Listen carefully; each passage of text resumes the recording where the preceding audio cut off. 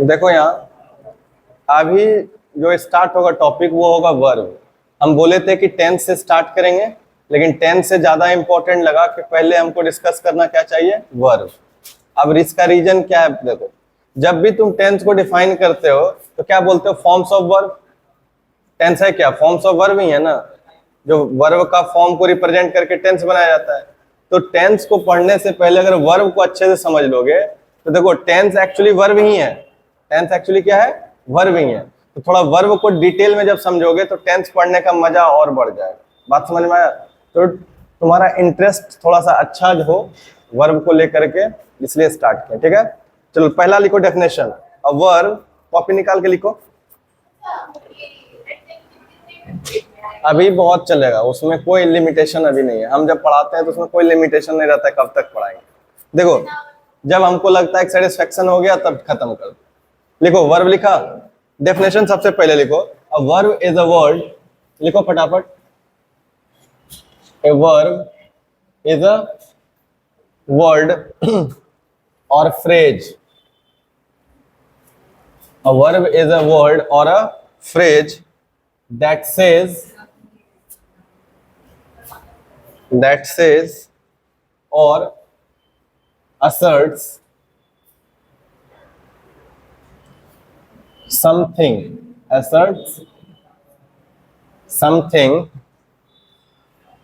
about a person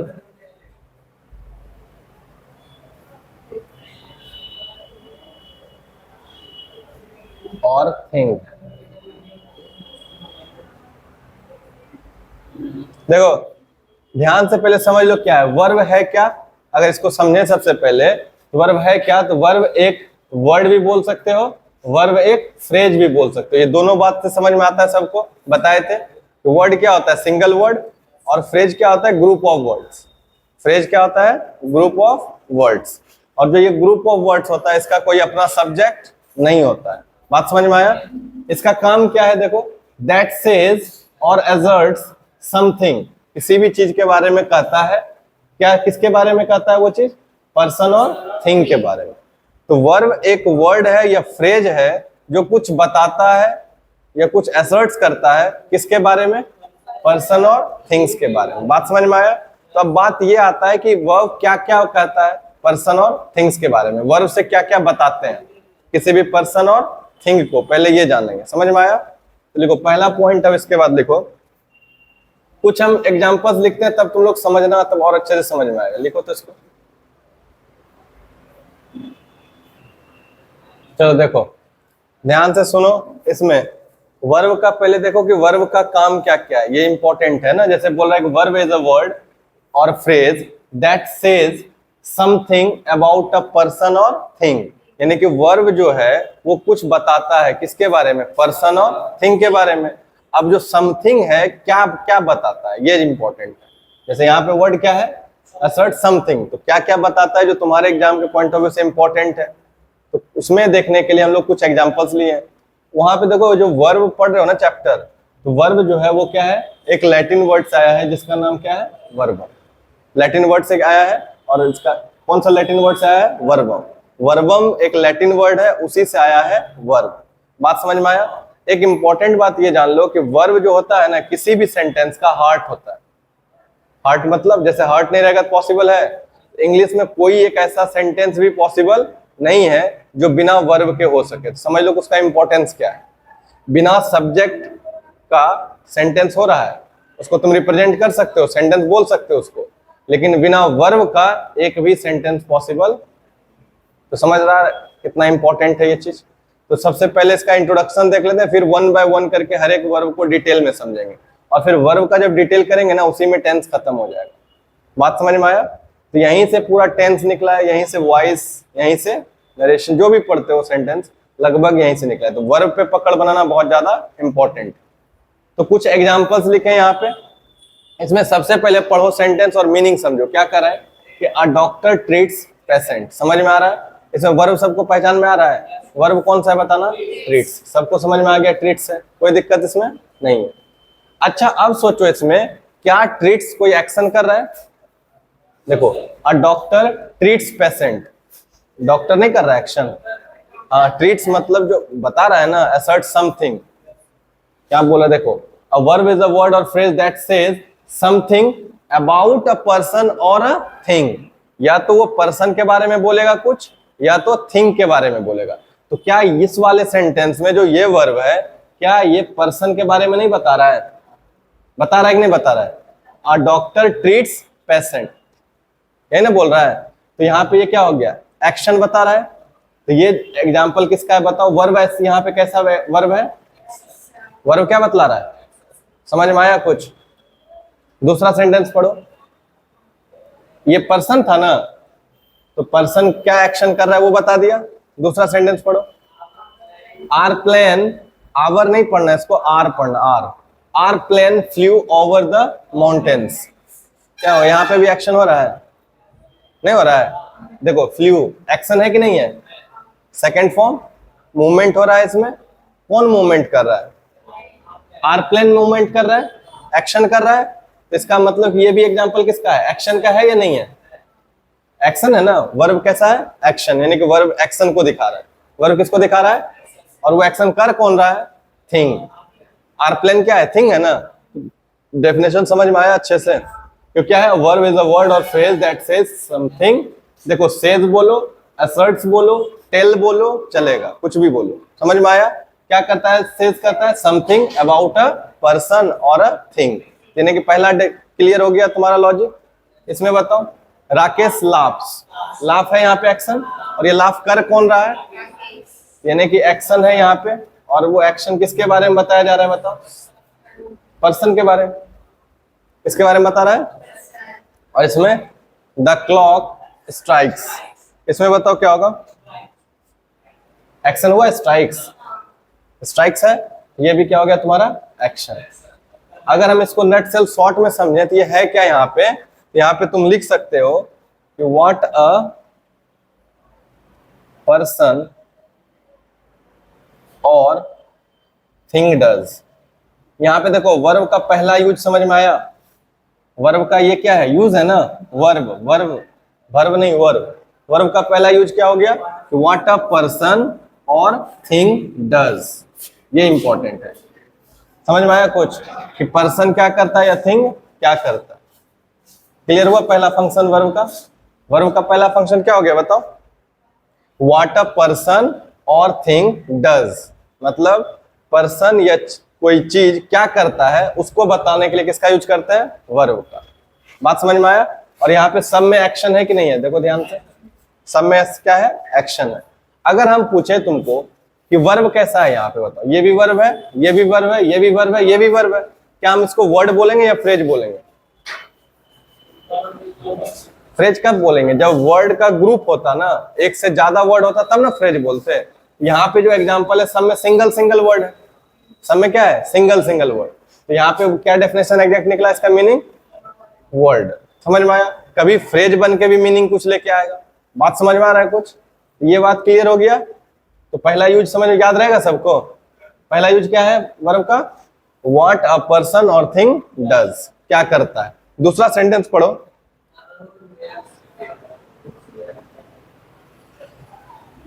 दूसरा sentence पढ़ो। इसमें वर्ब को ढूंढो, वर्ब को ढूंढना तो तुम लोग के लिए आसान, ढूंढो।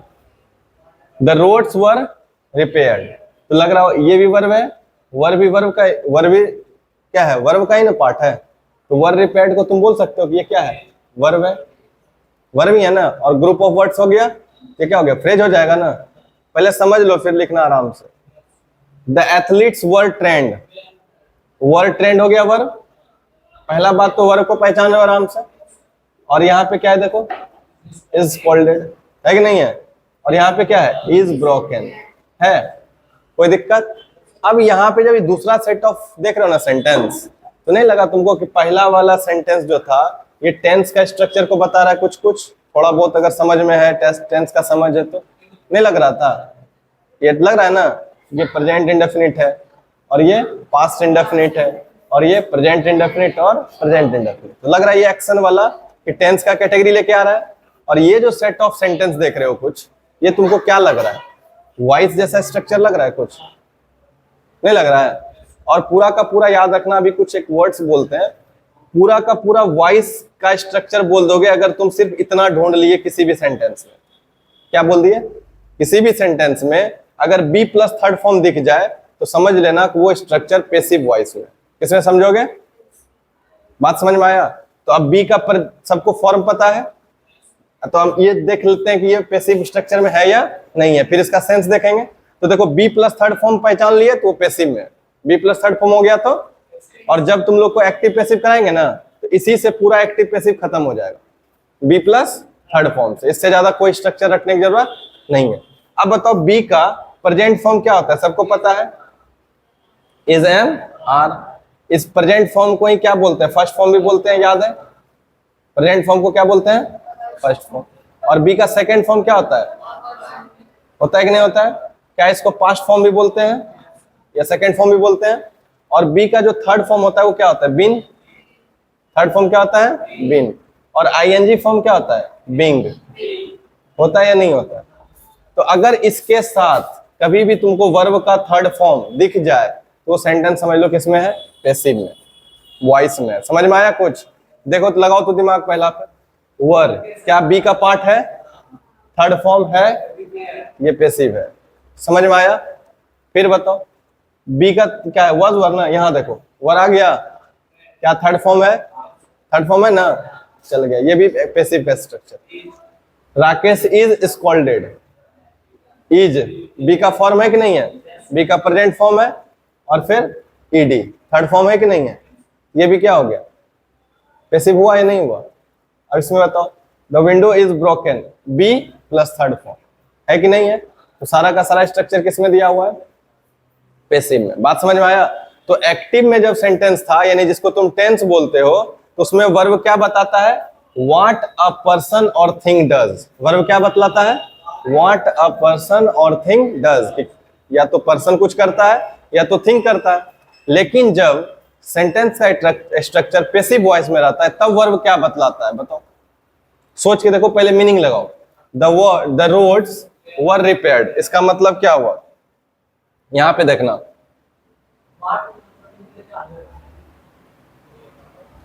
अच्छा सब में एक्शन है कि नहीं है पहले ही बता दो। यहाँ पे जितना भी वर्ब है ये सबको तुम लिख सकते हो एक्शन वर्ब, लिख सकते हैं नहीं लिख सकते? इसमें भी एक्शन वर्ब है, ये सब क्या एक्शन वर्ब है ना। ये भी क्या हो गया तुम्हारा? एक्शन। और ये भी किसको दिखा रहा है? बात समझ में आ रहा है कुछ? दोनों में क्या है? एक्शन। अब यहां पे तुम्हारा मीनिंग आता है what is done, what is done to a person और thing. What is done to person और थिंग। बात समझ में आया कुछ? यहां पे देखो क्या था इंपॉर्टेंट, व्हाट अ पर्सन और थिंग डज। इस वाला स्ट्रक्चर में क्या था कि कोई पर्सन या कोई थिंग क्या करता है, क्या करता है, कैसा एक्शन करता है, उसके बारे में बतलाता था। अब यहां पे देखो क्या करा है, what is done, what is done to a person और थिंग। किसी भी आदमी पे क्या हुआ या कोई चीज पे क्या हुआ, मतलब समझे, वो बताना होता है। यहां पे था कि व्हाट अ पर्सन और थिंग डज, मतलब वो या तो पर्सन या तो थिंग क्या कर रहा है, ये इंपॉर्टेंट था। और यहां पे इंपॉर्टेंट क्या हो जा रहा है, what is done to a person और अ थिंग, मतलब पर्सन पे क्या हुआ या कोई थिंग पे हुआ, ये इंपॉर्टेंट है। तो उसको किस में लिख दोगे? पैसिव वाला स्ट्रक्चर में। और पहचानना कैसे, ये समझ में आ गया ना। इसका डिटेलिंग करेंगे एक्टिव पैसिव जब पढ़ेंगे तो और अच्छे से। यहां तक क्लियर हुआ? इसका मीनिंग लगाओ जरा, क्या होगा? The roads were repaired, repair हुआ, मरम्मत का काम हुआ, किस पे हुआ? रोड पे। और रोड है क्या? थिंग है ना, यही what is done to a person और थिंग। तो ये चीज किस पे हुआ? रोड पे। और रोड है क्या? थिंग। दूसरा काम समझ में आ गया। नेक्स्ट पढ़ो, the athletes were trend, were trend, तो बी प्लस थर्ड फॉर्म हो गया। तो यानी कि ये एक्शन हुआ, किस पे हुआ? और क्या एथलीट्स है? पर्सन। नहीं समझ में आया? यहां पे था कि एक्स ये क्या किया, और इस बार इस स्ट्रक्चर से पता चल रहा है ये इस पे क्या हुआ। समझ में आ रहा है कुछ दोनों में अंतर? नहीं आ रहा है? क्लियर आ रहा है ना? फिर तीसरा पढ़ो sentence, the window is broken, तोड़ा गया। क्या तोड़ा गया? विंडो, यानी कि अफेक्ट हुआ है ना चीज। तो what is done to a person, तो सिंपल से याद रखोगे, इसमें होता है वर्ब बताता है व्हाट डज, और इसमें क्या था, इज डन, इज डन, उस पे क्या हुआ, वो क्या करता है एक्टिव, उस पे क्या हुआ, पर्सन पे और थिंग पे वो क्या हो जाए पैसिव में। तो दो चीज बता दिया ना, अब दोनों काम कौन कर रहा है, वर्ब कर रहा है, दोनों काम कौन कर रहा है, इसलिए इस सबको पढ़ना ज्यादा इंपॉर्टेंट हो रहा है, समझ में आ रहा है। तीसरा पढ़ो, चौथा पढ़ो, व्हाट इज डन, सॉरी ये हो गया, तो राकेश इज स्कॉल्डेड। अब बताओ यहाँ पे क्या राकेश डांट रहा है किसी को, नहीं, राकेश डांटा गया है, नहीं समझा बात को। व्हाट इज डन, क्या हुआ, राकेश पे कुछ हुआ ना, राकेश पे क्या हुआ, डांटने का काम हुआ, ऐसे लिखना। बात समझ में आया, क्या ये दो पॉइंट क्लियर है। तो वर्ब का दो यूज याद हुआ अभी तक, समझ में आया। पहला, दोनों में कॉमन क्या है कि दोनों में एक्शन को दिखा रहा है, और एक्शन होते हुए फिर डिफरेंस क्या है दोनों में। तो पहला वाला में यह था कि पर्सन और थिंग क्या करता है, और इसमें पर्सन और थिंग पे क्या होता है, उसके ऊपर क्या, व्हाट इज डन, ये इंपॉर्टेंट लाइन। बात क्लियर हुआ, लिख लो।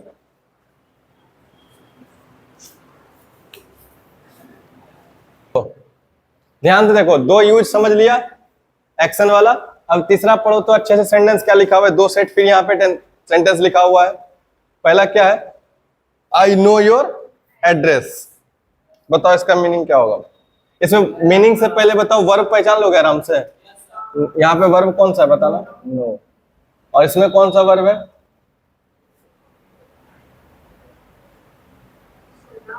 महलों के चारों तरफ क्या है, खाई है, अ मोट सराउंड्स द कैसल, समझ में आया, महल के चारों ओर क्या है, खाई है, तो वर्ब हो गया। अब यहाँ पे जरा एक चीज गौर करो, क्या इस वर्ब से कोई एक्शन दिख रहा है, ध्यान से समझो जो समझाना चाह रहे हैं। इससे पहले एक्शन था, क्या इस वर्ब से कोई एक्शन दिख रहा है, I know your address, I know your address जब बोलते हैं तो ये जो नो वर्ब है, लेकिन क्या इस वर्ब से एक्शन पता चल रहा है, इसका मतलब ये एग्जांपल है किसका, नॉन एक्शन, किसका है, अब जब नॉन एक्शन है तो इसका भी तो कुछ मीनिंग होगा। एक्शन था तो ये दिखा रहा था कि पर्सन और थिंग क्या एक्शन कर रहा था, दिखा रहा था ना एक्शन में, और फिर एक और दूसरा एक्शन का कैटेगरी का काम था कि क्या हुआ पर्सन पे या थिंग पे, देख लिए। अब यहाँ पे तीसरा कैटेगरी में क्या आ गया, नॉन एक्शन। अब फिर ये पढ़ो, अ मोट सराउंड्स द कैसल, यहाँ पे क्या है, महल के चारों ओर खाई है, क्या यहाँ पे कोई एक्शन है, नहीं ना एक्शन, तो इसका मतलब हुआ कि ये दोनों एग्जाम्पल किसका हो गया, नॉन एक्शन वर्ब का। किसका वर्ब है लेकिन ये किसको रिप्रेजेंट कर रहा है, नॉन एक्शन को, यही ना, किसको रिप्रेजेंट कर रहा है, नॉन एक्शन को। अगर ये नॉन एक्शन को रिप्रेजेंट कर रहा है तो इसका मीनिंग क्या है, तो देखो, the state in which a person और थिंग इज, ये स्टेट को बतला रहा है। बात समझ में आ रहा है, किसको बतला रहा है, स्टेट मतलब अवस्था कि उसका है, इसमें इंपॉर्टेंट क्या हो गया, इज, तो इसका मीनिंग क्या लगाओगे, the state in which person और थिंग इज, इसका जो इंपॉर्टेंट चीज हो गया, देखो पर्सन और थिंग के बारे में ही वर्ब बतलाता है, पर्सन और थिंग के ही बारे में बतलाता है ना। तो पहला जो दो एग्जांपल देखे पर्सन और थिंग के बारे में, क्या इंपॉर्टेंट था बताओ, वो क्या करता है, डज, पर्सन और थिंग डज, यही ना था। दूसरा वाला क्या था, इज डन, बात समझ में आ रहा है, पहला वाला में क्या था, पर्सन और थिंग डज, और दूसरा वाला में क्या था, पर्सन और थिंग इज डन, उसके ऊपर क्या हुआ। इसके बाद ये तीसरा वाला में क्या आ गया, is, the state in which a person और थिंग इज, समझ में आया, स्टेट बतलाना, अवस्था बतलाना, कोई भी पर्सन के बारे में, कोई भी थिंग्स के बारे में। क्या ये बात क्लियर हो गया, ये बतला रहा है क्या, स्टेट, क्या बतला रहा है ये, स्टेट। क्या यहां तक क्लियर है, बोलो, the state in which a person और थिंग, इज नहीं लगेगा, यहाँ पे स्टेट के बारे में बताना, the state in which a person और थिंग मतलब पर्सन का या थिंग का स्टेट। तो यहाँ पे देखो पर्सन क्या था, आई, पर्सन कौन था, आई, उसका स्टेट क्या था, वो जानता है, प्रेजेंट है ना उसका state, I know your address. और दूसरा, अ मोट सराउंड्स द कैसल, तो मोट क्या है तुम्हारा, महल क्या होता है, थिंग है ना, तो क्या देखो, पर्सन का अवस्था बतला रहे हो या थिंग्स का? नहीं बतला रहे हैं। तो बात क्लियर आ रहा है समझ में कि पर्सन का बता सकते हो स्टेट या थिंग्स का? क्लियर? अब नेक्स्ट देखो, और ये जो बताते हैं स्टेट, स्टेट बतलाने के लिए क्या यूज करते हैं? Verb non action verb. कौन सा यूज करते हैं? Non action. नेक्स्ट वाला देखो कैटेगरी, नेक्स्ट कैटेगरी देखो, फादर इज एंग्री। इसमें वर्ब ढूंढो, वर्ब ढूंढ पाओगे? कौन सा वर्ब है इसमें? है एंग्री तो एडजेक्टिव हो जाता है, इज ना हुआ। इसमें भी वर्ब का एक वर्ड था इसमें, और दूसरा the clouds were thick and dark. यहाँ पे कौन सा है? इसमें क्या होगा? है ना, इसमें कौन होगा? फील हो जाएगा, होगा ना। तो सेंटेंस का मीनिंग अब समझो तो, father is angry, father is, दूसरा क्या था? The clouds were thick and dark. तो क्या बतला रहा है? व्हाट अ पर्सन और thing is, what a person और थिंग इज। और इसमें क्या बतला रहा था? उसका स्टेट। तो ये वाला एग्जांपल देखो, आई फील सॉरी, ये क्या हो? व्हाट अ पर्सन और थिंग इज, मतलब समझ में आया? जैसे यहाँ पे फादर पर्सन है, ये क्या है बताओ तो? एंग्री, उसके बारे में बता रहा है ना। व्हाट अ पर्सन और थिंग इज। क्लाउड्स क्या है बताओ? Thick and dark. तो पर्सन के भी बारे में बतला रहा है और थिंग के बारे में बतला रहा है। बतला रहा है कि नहीं बतला रहा है? तो पर्सन और थिंग के बारे में भी बतलाता है कि वो क्या है। क्लियर हो गया? और next, the cat is dead, इसके बारे में बताया ना।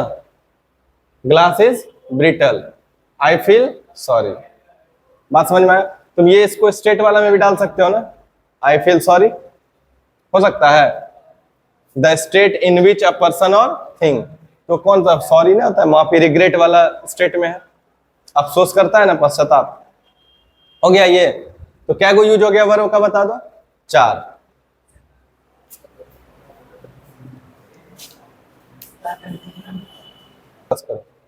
देखो ध्यान से थोड़ा सा, यहाँ पे जो अभी सीखे तुम, क्या सीखे? पहला सेंटेंस, फादर इज एंग्री, तो वर्ब कौन सा था बताना? इज। और इसमें वर्ब कौन था? वर। तो ये बताता क्या है? जैसे उसमें बताए थे एक्शन, वर्ब क्या रिप्रेजेंट कर रहा था? एक्शन। दूसरा वाला कैटेगरी में भी वर्ब क्या रिप्रेजेंट कर रहा था? एक्शन। तीसरा वाला में क्या कैटेगरी कर रहा, और चौथा वाला में नहीं पता थे, यही ना। तो ये बता रहा है इसमें जो तुम्हारा बताएगा verb, verbs to show being, show being, होना, किसी भी चीज का होना, कैसे क्या हो रहा है, समझ रहे हो? उसके बाद ये बताता है verbs to show being। तो father is angry, the clouds were thick and dark. बात समझ में आया? अब इसके बाद फिर से देखो, यहाँ पे भी वर्ब है, क्या है? A spider has 8 legs। इसमें वर्ब कौन सा है? Our school has a tennis court। आ गया वर्ब। अच्छा, यहां भी देखो सिंपल चीज बता रहे थे कि पर्सन है यहाँ, और क्या है? थिंग है। पर्सन और थिंग क्या बताता है इसमें? Verbs to show being. इसका बीइंग बता रहा है, तो बीइंग क्या था? एंग्री। क्लाउड्स क्या था? तो थिक एंड डार्क। क्लियर हो गया? अब इसमें देखो, स्पाइडर हैज 8 लेग्स। यहाँ पे जो वर्ब है ना, ये वर्ब दिखा रहा है तुमको, क्या पता है? Verbs to show position, verbs to show. यहाँ पे वर्ब का काम है पोजीशन दिखाना। किसका पोजीशन दिखाएगा? पर्सन और थिंग का। तो यहाँ पे देखो हैज, किसका? स्पाइडर हैज 8 लेग्स, ये पोजीशन दिखा रहा है किसका? पर्सन का। Our school, sorry person, spider person है, लिविंग है ना। और इसमें ये तो स्पाइडर को तुम किस में डाल सकते हो? किस कैटेगरी में? इंसेक्ट में डाल सकते हो। यहाँ पे our school has a 8 tennis court, इसमें भी क्या हो जाएगा? पोजीशन दिखा रहा है किस पे? Our school has a tennis court. तो ये पोजीशन दिखाने के लिए यूज होता है ना। तो कुल मिला के क्या को यूज देखा? 5। इसी को 1 बाय 1 करके डिटेल भी पढ़ते चलेंगे धीरे धीरे, और भी बहुत तरह का वर्ब है। बात समझ में आया? जितना भी पढ़े इसको थोड़ा समराइज करते हैं इसको। चलो देखो, देखो अभी जो पांचों यूज देखा ना, अब उसको रिलेट कर पाना, अच्छे से विजुलाइज करो जो समझाना चाह रहे हैं तुमको।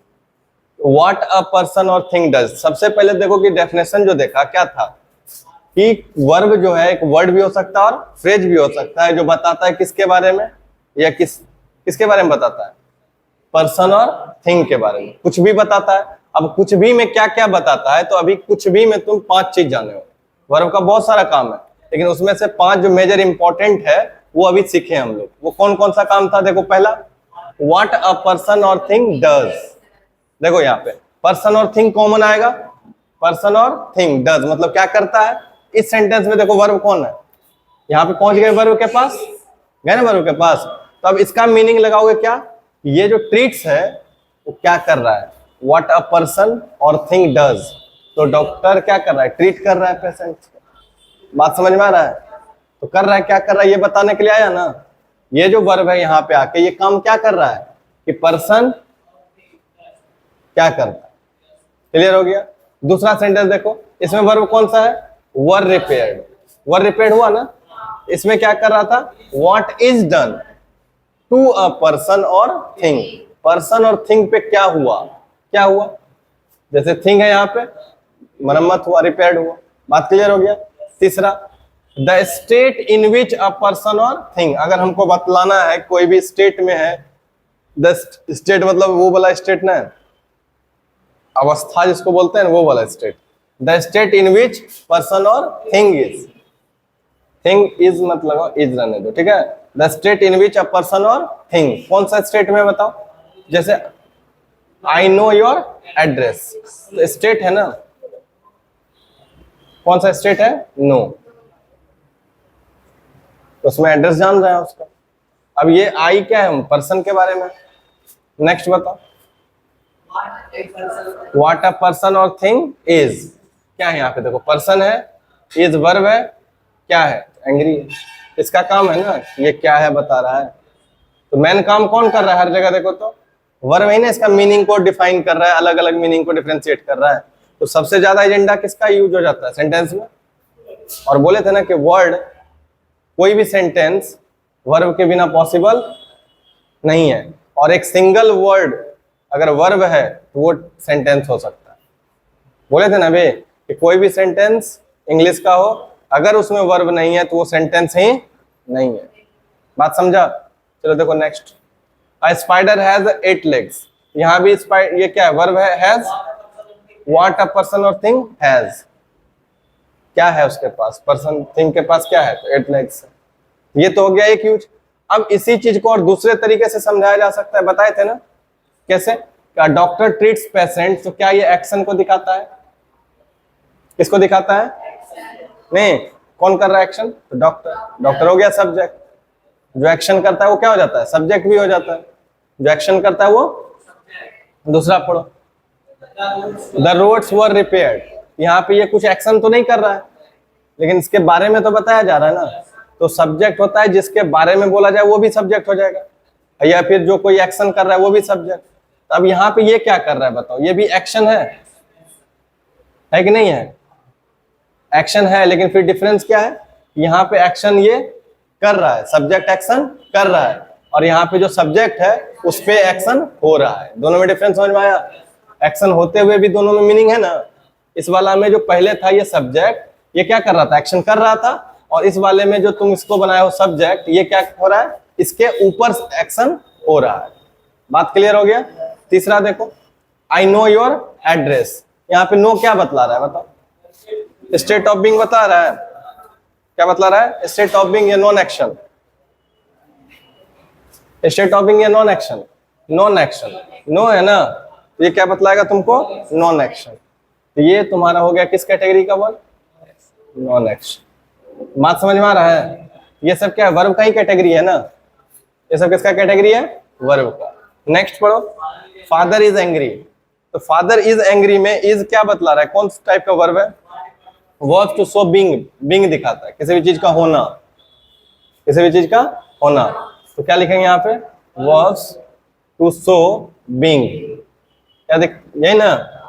और इस वाले सेंटेंस में बताओ, हैज क्या दिखाता है, वर्ब्स टू शो पोजीशन। क्या यहां तक समझ में आया। ये वर्ब तुमको पढ़ना है डिटेल में अच्छे से। आगे जितना भी चैप्टर बन रहा है ना, यही वर्ब को अंडरस्टैंड कराने के लिए, डिटेल में करने के लिए अलग अलग चैप्टर बनाए आए समझ में। जैसे देखो ये वाला सेंटेंस का सेंस समझ गया कि कोर कंसेप्ट क्या है, कि क्या करता है पर्सन और थिंग। इसके लिए तुमको बना दिया पूरा का पूरा टेंस, नहीं बना दिया? इसको एक्सप्लेन करने के लिए पूरा का पूरा क्या बना गया, एक चैप्टर बन गया ना, क्या बना दिया, टेंस के नाम से। फिर इसको समझाने के लिए कुछ कुछ बुक अलग चैप्टर का नाम दे दिया, क्या, वॉइस, जिसमें एक्टिव पैसिव बोल के पढ़ते हो। फिर इसको बतलाने के लिए अलग कैटेगरी बनाता है। इसको ये बनाने के लिए तो समझ में आ गया ना कुछ। इस सेंटेंस का मीनिंग निकालने के लिए तुमको वर्ब का फंक्शन जानना जरूरी है। तो वर्ब का ये सब बेसिकली क्या है, फंक्शन ही है ना। वर्ब एक्शन को भी दिखाता है, वर्ब नॉन एक्शन को भी दिखाता है, वर्ब पोजीशन को भी दिखाता है, वर्ब स्टेट ऑफ बीइंग भी दिखाता है, और वर्ब नॉन एक्शन भी दिखाता है। एक्शन में भी दो कैटेगरी लेके आ जाता है ना। तो एक्शन का जो यही दो कैटेगरी है, ये क्या बन गया तुम्हारा, एक्टिव वॉइस, और ये क्या बन गया तुम्हारा, पैसिव वॉइस। बात समझ में आया? तो दोनों में डिफरेंस क्या हो गया बता दो, समझ में आया कुछ दोनों में डिफरेंस? एक्टिव में क्या हो गया, ये जो वर्ब था ये क्या रिप्रेजेंट कर रहा है, ये जो सब्जेक्ट है, ये सब्जेक्ट ही क्या है यहाँ पे, ये है सब्जेक्ट जो बना। सब्जेक्ट यहाँ पे है doer of an action, doer of an, बात समझ में आ रहा है कुछ, डूअर ऑफ एन एक्शन। और यहाँ पे जो तुम सब्जेक्ट बनाए हो दूसरे सेंटेंस में, ये सब्जेक्ट कौन बना है, receiver of an action, receiver of an, ये समझ में आया? और फिर ये तो हो गया कि एक्शन के बेसिस पे दोनों में डिफरेंस किए। और फिर सब्जेक्ट के बेसिस पे क्या डिफरेंस होता है, कि अगर कोई वर्ड एक्शन परफॉर्म कर रहा होता है तो वो भी सब्जेक्ट होता है, या सेंटेंस जिसके बारे में बोल रहा होता है वो भी सब्जेक्ट होता है। बात समझ में आया? दोनों बात क्लियर हो गया। सब्जेक्ट को डेफिनेशन करने के लिए क्या बोलते हैं, दो चीज, कौन कौन, पहला डूअर ऑफ एन एक्शन बोल दोगे तो वो भी सब्जेक्ट हो जाएगा, और दूसरा अगर डूअर ऑफ एन एक्शन नहीं है तो क्या देखते हैं कि सेंटेंस किसके बारे में बात कर रहा है, और सेंटेंस जिसके बारे में बात कर रहा है उसको क्या बोलते हैं, सब्जेक्ट। यानी कि रफली अगर समझे तो तुम सब्जेक्ट का भी डेफिनेशन समझ गए। दो, पहला इसको डिफाइन करने का तरीका, डूअर ऑफ एन एक्शन, और दूसरा क्या हो जाएगा, the one whom which we talk about। क्या ये बात समझ में आया? The one whom which we talk about, जिसके बारे में हम बात करते हैं वो भी क्या होता है, सब्जेक्ट होता है। बात क्लियर हो गया? चलो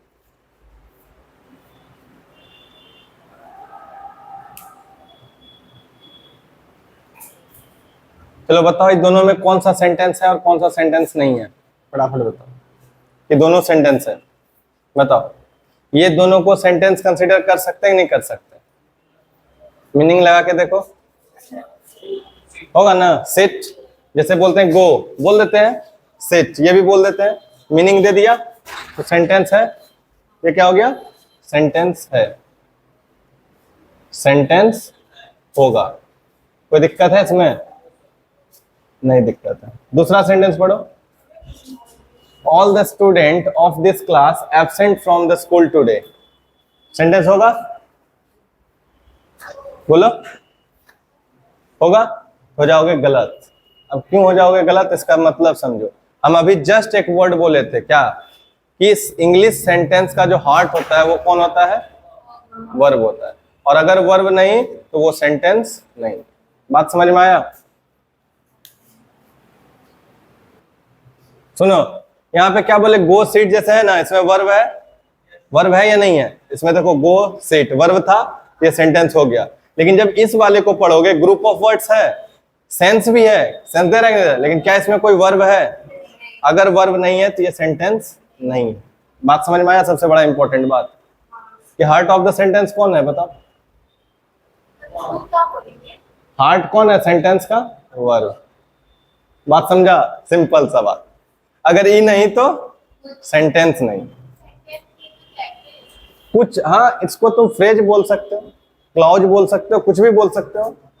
क्लॉज में भी वर्ब आ जाएगा, क्लॉज में भी वर्ब आ जाएगा, फ्रेज हो सकता है। ये क्या हो सकता है? फ्रेज। इसके बाद एक और सेंटेंस लिख रहे हैं। अरे एक देखो, इस सेंटेंस को देखो ध्यान से, इसमें वर्ब को पहचानो तो कौन कौन सा वर्ब है। इसमें पहला कौन है, प्लेज, दूसरा कौन है, इज प्लेइंग, तीसरा कौन है, हैज बीन प्लेइंग हुआ ना, और इसमें क्या हो जाएगा, माइट भी ना आ जाएगा। तो देखो क्या इसमें तुम बोल सकते हो कि वन वर्ड है, एक वर्ड है, और इसमें कितना है, और इसमें जो वर्ब है वो एक वर्ड भी हो सकता है सेंटेंस में, वो दो वर्ड में भी हो सकता है, तीन में भी हो सकता है, और चार में, यानी कि सेंटेंस टू सेंटेंस वेरी करता है, वेरी कर रहा है ना। तो नंबर ऑफ वर्ब्स एक भी हो सकता है, एक से ज्यादा भी हो सकता है, और चार तक जा सकता है कम से कम। बात समझ में आया? तो ये 1 to 4 वेरी करता है नंबर ऑफ वर्ब्स, आया समझ में? तो ये तुम्हारा क्या हो जाएगा, वर्ड हो जाएगा, वर्ब हो गया, इसको क्या बोलोगे, दो वर्ड हो गया ना, ये फ्रेज हो गया। वहां पे बोले थे डेफिनेशन जब बताए थे ना, वर्ब इज अ वर्ड और फ्रेज। तो यहाँ पे वर्ड के फॉर्म में ये मीनिंग लेके आएगा, ये फ्रेज के फॉर्म में ये भी फ्रेज हो जाएगा, और ये भी फ्रेज हो जाएगा। समझ में आया? ये था इंट्रोडक्शन वाला पार्ट, कंप्लीट हो गया। चलो